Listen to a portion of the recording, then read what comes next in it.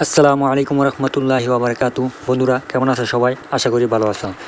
তো এটা আমাদের পাঁচতলা ফাউন্ডেশনের চারতলা ছাদের কাজ চলতেছে। আশেপাশে সিমেন্ট ফ্যাক্টরি থাকার কারণে আমাদের এখানে মহাজন তিনি সতর্কমূলকভাবে একতলা ফাউন্ডেশন কম করবে, যার কারণে এটাই লাস্ট ছাদ। এখানে ইঞ্জিনিয়ার পরামর্শে আমাদের ছাদের রড দেওয়া হয়েছে সব 10 মিলি করে, কারণ নিচের ছাদে দেওয়া হয়েছিল 10 এবং 12 মিলি দুইটা মিলিয়ে। মেন রড দেওয়া হয়েছিল 12 মিলি এবং বাইন্ডার রড দেওয়া হয়েছিল 10 মিলি। তো এটাই লাস্ট ছাদ হওয়ার কারণে ইঞ্জিনিয়ারের পরামর্শে লোড কমানোর জন্য এখানে সব 10 মিলি দেওয়া হয়েছে। তো এটা দ্বিতীয় ক্রেনের রড বাঁধাই কাজ চলতেছে।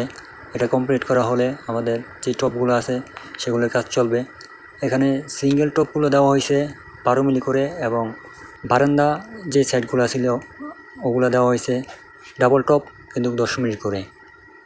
আমাদের এখানে ছাদ দাগানো হয়েছে, মেন ছাদ দাগানো হয়েছে 10 ইঞ্চি করে, এবং বাইন্ডার রড দাগানো হয়েছে 11 ইঞ্চি করে।